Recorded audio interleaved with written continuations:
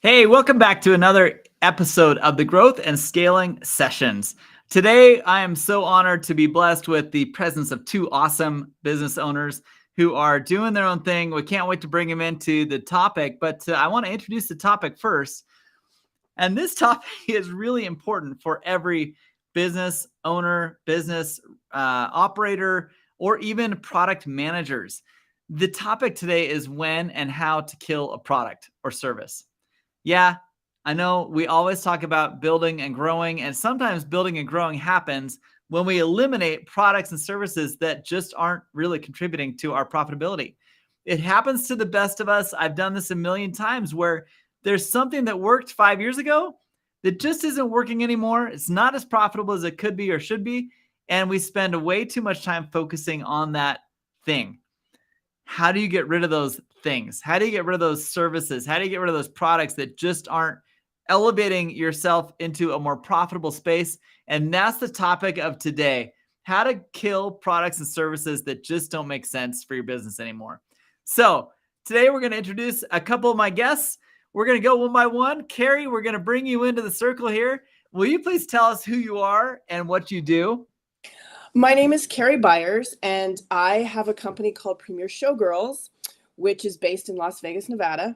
And I provide showgirls and talent of all kinds for events all over the country these days, but primarily convention-based events, booths, trade shows, galas, customer appreciation parties, birthday parties, weddings.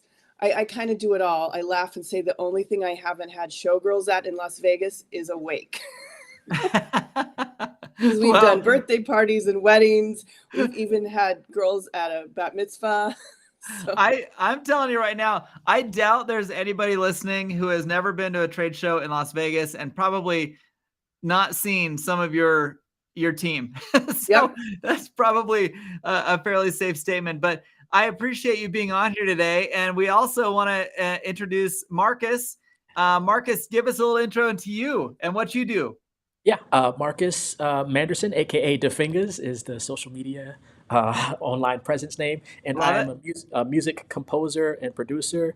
I used to play in church, former church musician, playing piano and Hammond organ in the Baptist Church in the DC, Northern Virginia area, and shifted when the pandemic hit to sync licensing, which is getting music into TV, movies, video games, things like that. And the current journey is a combination of sync licensing and movie trailer music. So I've composed music for Disney, a Disneyland theme park. I've composed for museum exhibits for National Geographic and Smithsonian. Composed for TV shows, things like that. So been enjoying the journey and aiming for more along the way. I love it. We've got the showgirl princess and we've got the church pianist all joining together to talk about business, which is funny. Cari and I were talking earlier about how no matter what industry, no matter what vertical you're in, business is business. And when you think about these topics and these themes that we're going to talk about today, it really is relevant across the board with every business.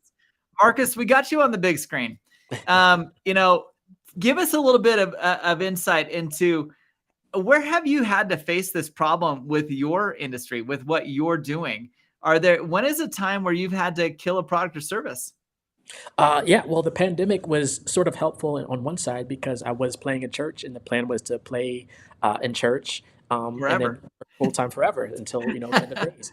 And once the pandemic hit, church went virtual, and I started enjoying time with family. I have a wife and kids, and I started sleeping in on Sundays, and having all of Mother's Day and Father's Day to spend with family, and not have to wait until I got out of church until 2 or 3 o'clock in the afternoon.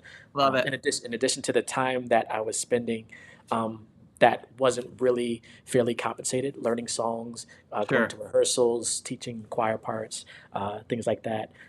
It was just a lot of time that I wasn't really getting return on value on that side of things. So the pandemic really helped to get that focus and that clarity on that end of things. So that was a service that I didn't choose to end, but it ended. The opportunity did come a couple years Right. later, about a year and a half ago, to return to play in church, and I had to respectfully decline that opportunity because it was just something that a service that I no longer saw Right on.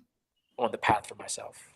That totally makes sense. Cari, you and I had a long conversation prior to this coming live here about the fact that in your type of industry where you're providing entertainment, sometimes you'll find things that are working one year that just don't work the next year. Sometimes you'll find different needs from the different client types. What kind of things have you seen in your industry as you've been trying to adapt to how the world changes all the time in entertainment? So I'm very lucky in that showgirls are kind of iconic to Las Vegas. So I'm always going to have clients who request showgirls, and I have numerous repeat clients that come to me year after year for showgirls. Right. But there's so many other things that I can offer: go-go dancers, stilt walkers, just costume characters, brand ambassadors. Like, it's kind of endless here. Yeah. I just have to kind of look into my crystal ball and see what the trends are going to be for coming events. Like, is it going to be a year of disco events or Great Gatsby themed events or futuristic events? So it's kind of like a crapshoot here in Yeah. Vegas as to what the trends are going to be. And sometimes it's easy. Like the year 20, when it went into 2020, I was like, Yeah. well, it's the roaring 20s. That's easy. Flappers and gangsters are easy.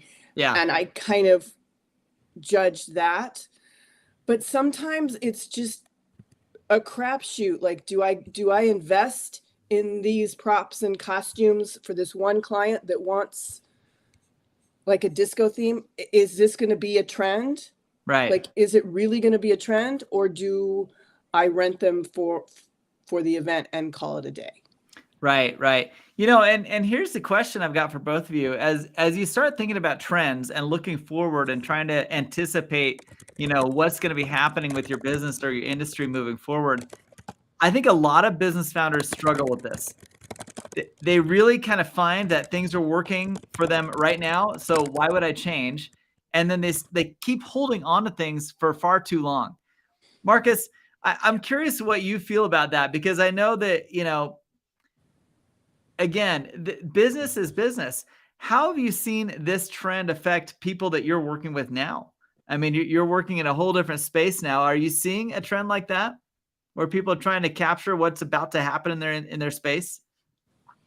Yeah, I think there's sort of a trend where there's a huge focus right now on AI, obviously, Right. taking over a lot of the industry. So people are trying to figure out where that will take over in their industry. So on the music side, we're trying to figure out how can we use AI either to help us, or how will it replace whatever we're doing, or how can it help speed up our Right. workflow. So for me personally, I found a lot of productivity using some AI platforms, either directly with the software I use to make music, which is Logic, Apple's Logic Pro, and then the companies we work with.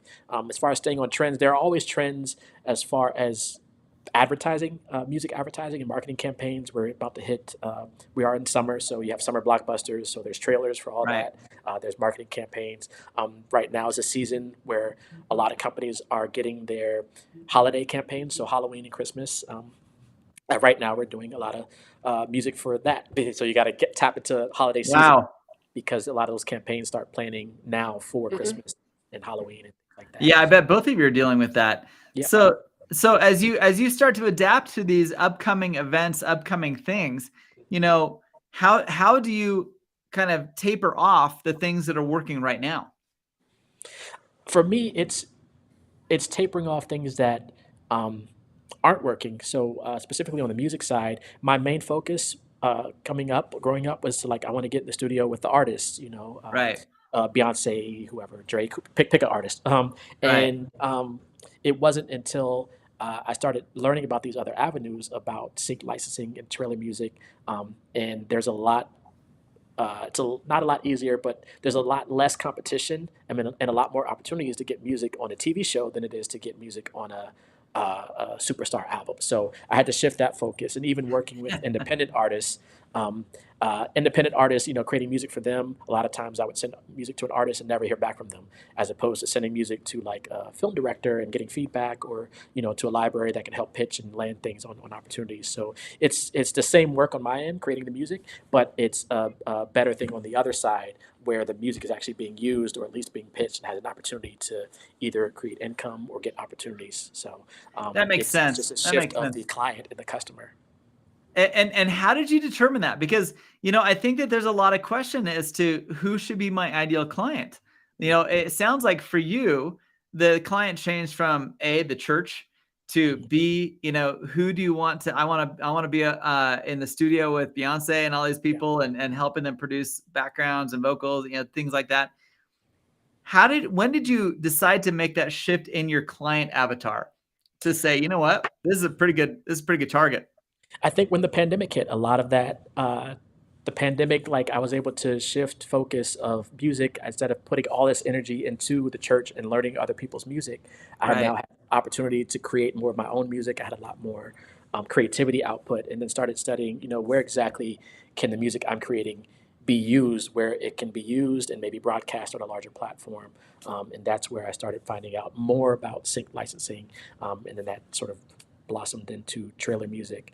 And That's opportunity. cool. Yeah. That's cool. Now, Cari, you used to work as a showgirl, and so you've had kind of been on both sides of that whole industry.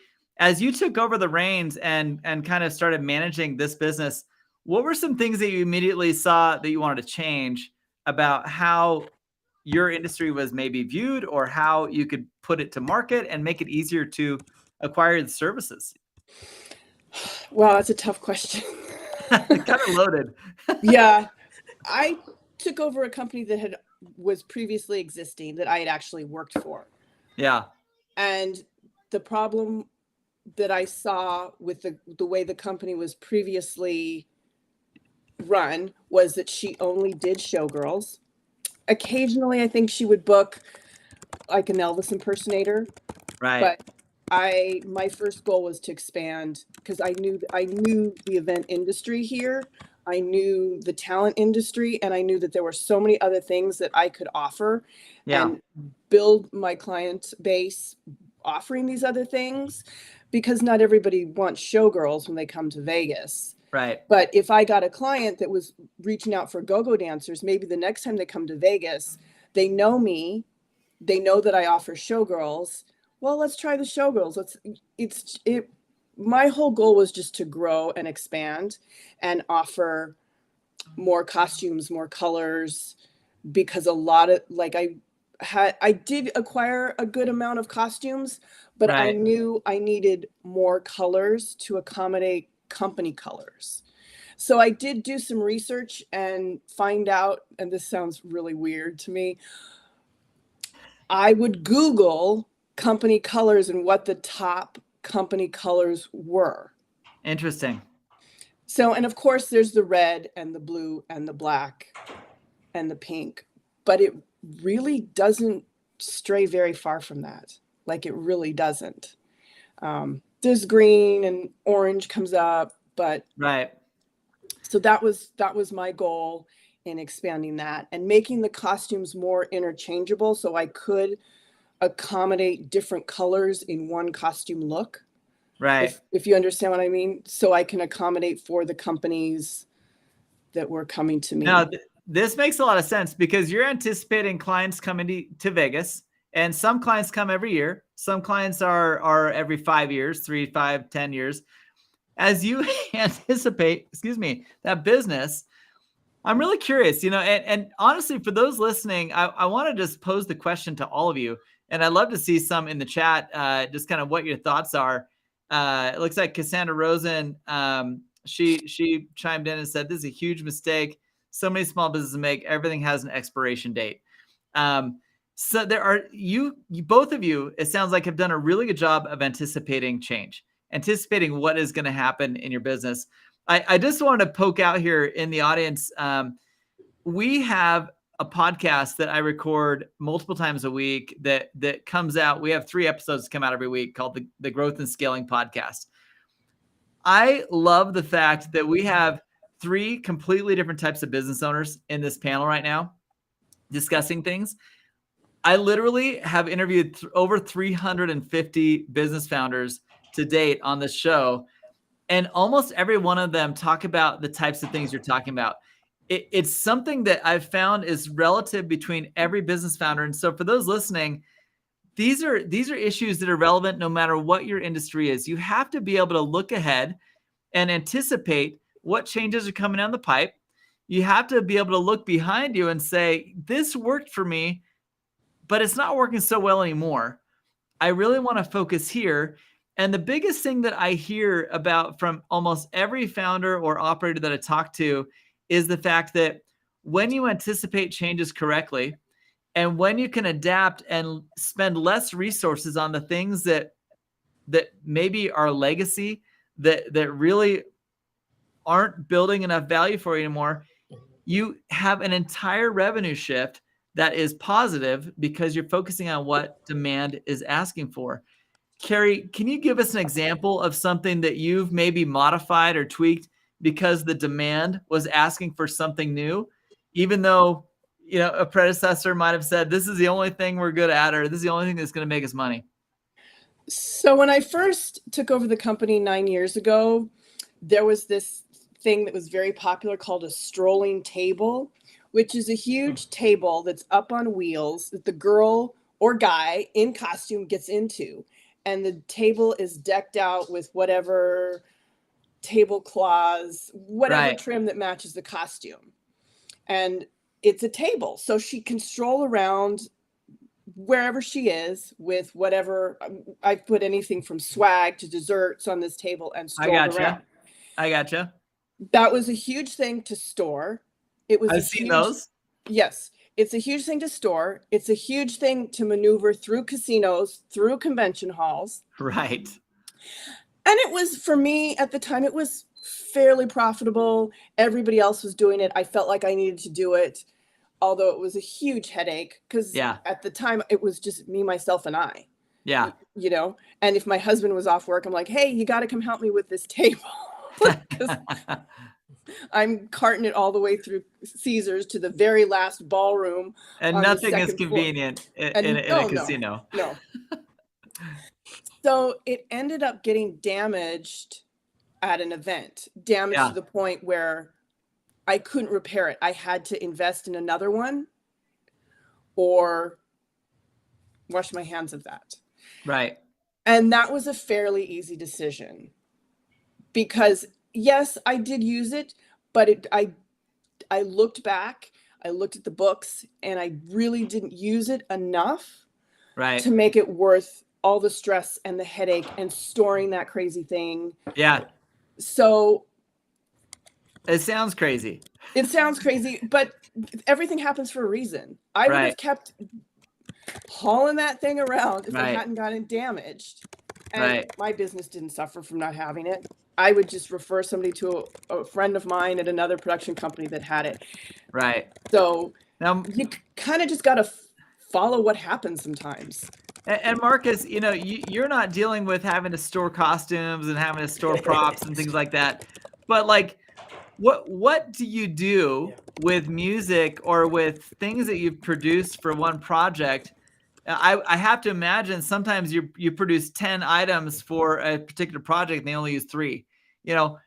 What do you do to kind of innovate and repurpose things that you've been that you've produced that really are just kind of quote unquote in your closet, not really doing anything for you? Are the things that you've been able to discover how to repurpose things? Yeah, so it's a little bit of both, depending on the project. So if I'm working on a project for Disney, so to speak, there are things that are called deliverables, which you might know are things that you have to deliver. So there might be a certain amount of songs or pieces of music, and they might use all of it, or they might use none of it. But if it's a contractual agreement that they have the rights to use that or not use it as much as they want forever, I can't do anything else with that. And on the other side of it, for example, for trailers, I might create a custom track for a trailer But if it's not used for that trailer, because it's still a highly competitive business and only one person wins the trailer, usually a movie campaign can have 5 or 6 trailers, so there could be 5 or 6 sort of winners. But if you don't land any of those trailers, that music can be used for other trailer opportunities. If it's not like obviously if it's like a Harry Potter trailer with Right.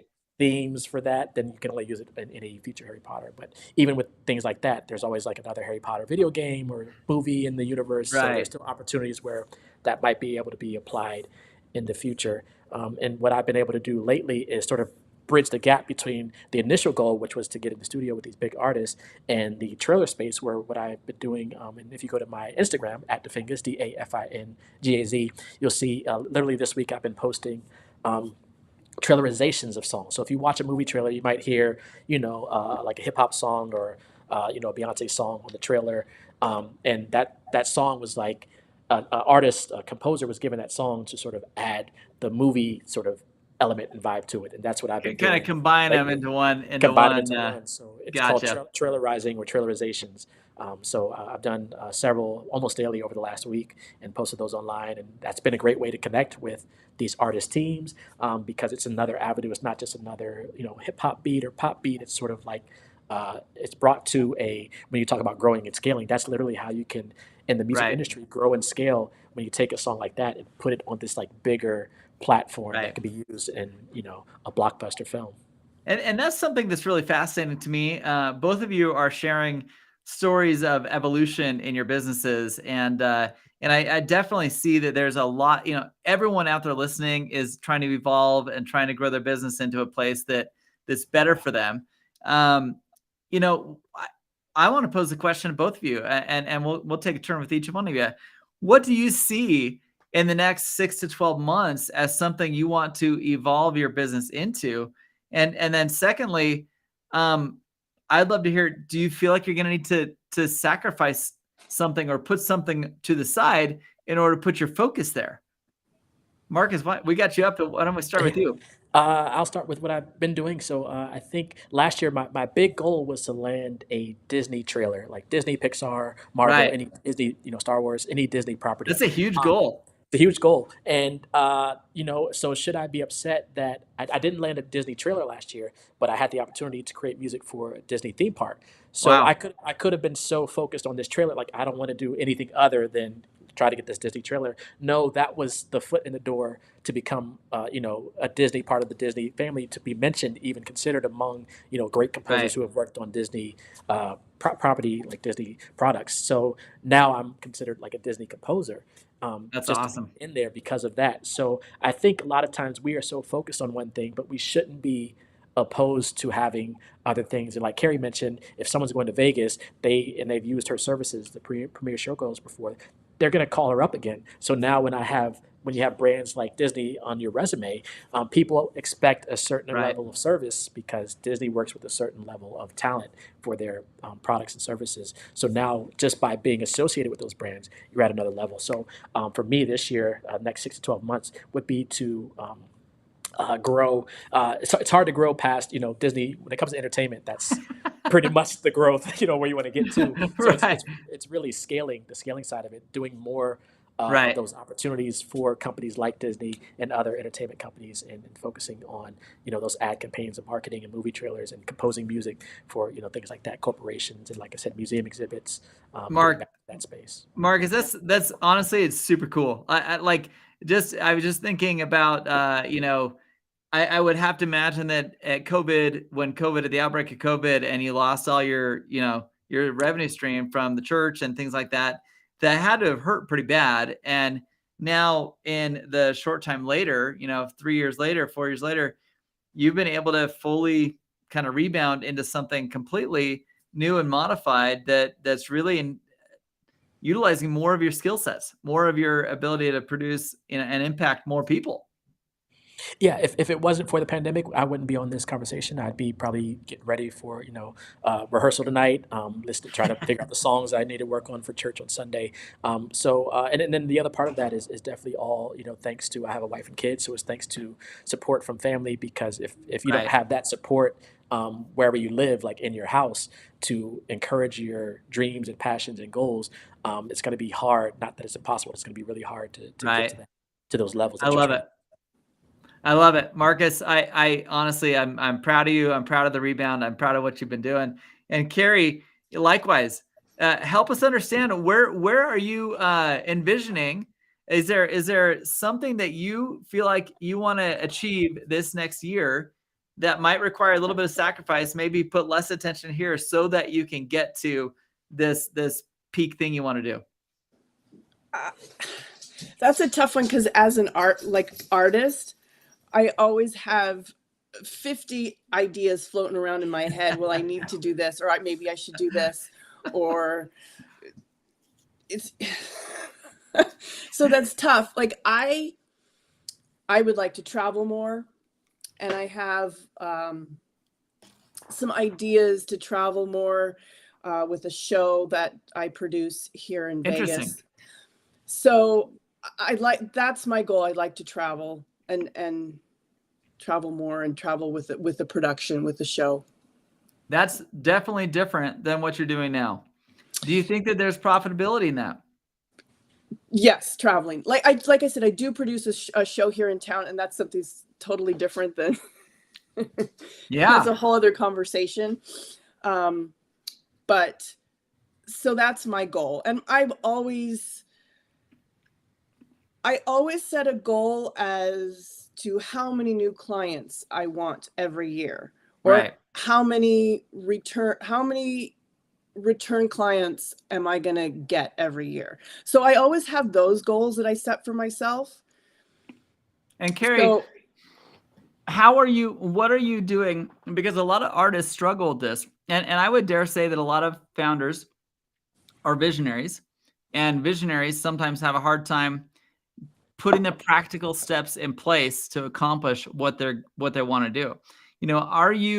Do you feel like your business right now is staged or positioned to where you have an effective way to follow up with your repeat clients or your potential repeat clients to be able to introduce new themes, new topics, new things that you're going to do this year?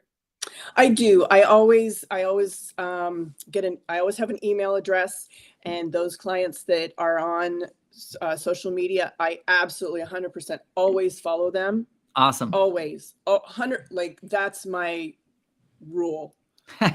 Good. Find and on LinkedIn, find those people and follow them. So once I have an email address, it goes into my my constant contact email list. Right. And I do newsletters. I try to do Awesome. one every month, and I introduce new costumes, new props, Very something cool. new I've done for a client, a new, hey, I married my orange and my green costume this season. Look how great that looks. Right. So that's how I try to reach out and stay in contact with my clients, is social media, number one, and my emails. Well, I've got a question for both of you. I'm curious, in particular, because of one of our sponsors today. I do want to ask: are either of you involved in connecting with other founders or other business operators to bounce ideas off of? Do you have like a mentor group or any kind of peer group that you go to kind of help you make sense of the thoughts in your heads and where you want to grow your business into, and actually help with that practicality of, hey, have you tried this? Have you tried that? Are you a part of anything like that, Cari? I'm not a part of anything like that, but like I said, I work with a lot of production companies, event planners, DMCs, and some of them I have a relationship that goes back 10 years or even longer as to when I was working talent for them. So we all bounce ideas off of each other and be like, hey, are you doing this? Does this work for you? Hey, do you have this? I'm not sure if I want to invest money in that. Can I rent it from you? So I don't necessarily have a group like that's specifically for that, but I do, because Right. we So all it's know not a each formal other. group. It's just a group of people that you worked with and Yeah. things like that. Yeah. That's awesome. What about you, Marcus? So I'll answer this three types of ways. So one, I usually bounce ideas off my wife. If like I have some ideas, I have a Facebook group Perfect. that I literally just started that has a couple hundred members. We're getting close to 700, I think, within a couple weeks. So it's growing quickly. That's Awesome. focused on like SIG licensing and things like that. So whenever I have Cool. ideas, my wife might have suggestions, and 99% of the time, she's right, and the other 1% of the time, I'm wrong. So, actually, I like that. I never said that before. So yeah, 99% she's right, the other one I'm wrong. That's one. And then with the group itself, there are some people, business and entrepreneurs in that group. So we can toss questions up in there.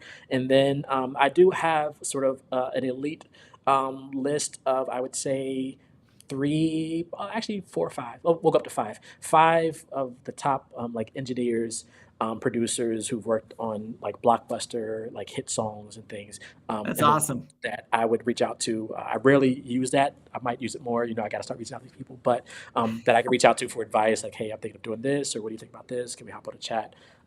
So I would consider that sort of like the mentors on the music industry side of things. I think it's awesome. It's good to have industry related people. It's good to have people outside the industry sometimes too, telling you, I would never use that service. Yeah. And sometimes that's the most influential advice I get from my businesses. But one thing that I will say to both of you and to everyone listening, the common thread I find with almost every one of my podcast guests is they have someone or a group, a mentor or someone that they lean on every once in a while to kind of make sure, does this sound right?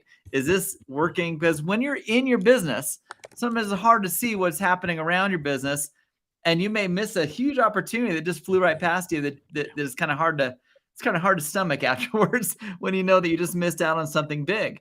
One of the things that we've learned in the Captain's Council is that it's a group of founders and business operators who get together once a month, and they literally help each other with specific issues each person is dealing with. And it's so fascinating to see, because as founders and operators come together, even in disparate industries, like we are all three today in very different industries, sometimes it's that other person who gives you the best advice and says, well, that's something we face all the time in our business. Have you tried X? Have you tried Y? And it's these types of groups and these types of organizations that really bring power to each other as peers, as opposed to competitors, or I don't have time for this. And what I've found in these types of council groups is that most people that participate find value in the first 10 minutes of these types of groups, because they see that they are not alone, that these challenges that they're facing right now in their business are not unique to them, but other people have been able to overcome them. And how did they do it? This is what happens in the Captain's Council.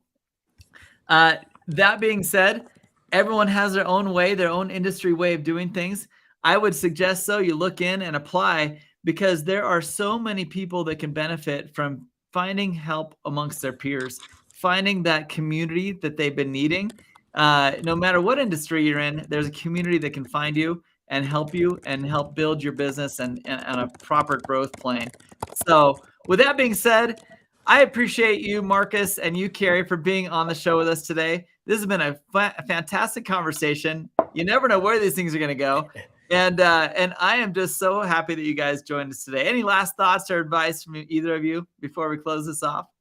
I'll start. Two thoughts. One thought for Cari. I know you said you're interested in doing traveling. If you want to consider going into, it's not exactly like traveling continentally, but if you want to consider going into the cruise line space, as cruises are opening back up, you would consider every cruise line has basically Broadway type shows. And if you're interested, I have a few friends in the cruise space, so definitely hit me up. For everyone watching, love it. I love it. I love watching connections happen. Yeah. Everyone watching, just follow on social media. Defingaz is the social media handle pretty much everywhere. DAFINGAZ. Defingaz.com is the website. If anyone's looking for music for any sort of projects, corporations, like I said, I do trailer music, trailerization, sync licensing. But if you're looking for music for anything you're working on, let me know. I love it. We'll have a chat. Marcus, you're awesome. Cari, any last thoughts? I have so many thoughts right now. That's a good thing. Just go for it. I mean, I've made a million mistakes on this topic. I've canned stuff that I shouldn't have canned, and I kept stuff that just sat in my warehouse taking up space and costing me money when I should have canned it. Yeah. So you're always kind of looking into that crystal ball, and kind of you have to go with your gut decision sometimes. I love it. I love it. Just go with your gut. Great advice from both of you. Go with your gut. Try to look into where things are going, and when all else fails, ask a peer. I think that's some of the best advice I can ever give, is just don't think you have to have the answer to everything on your own. Look at some people around you, and if you don't find people around you, consider joining an organization where you have fixed meeting times with people who know and understand your pains, because it is invaluable. And I appreciate all of you listening in today. Please don't hesitate to leave comments in the notes below. I know that both Marcus and Cari and I are all eager to engage with anyone that has questions or wants to talk offline. And thank you so much for being here. We'll catch you on the next episode.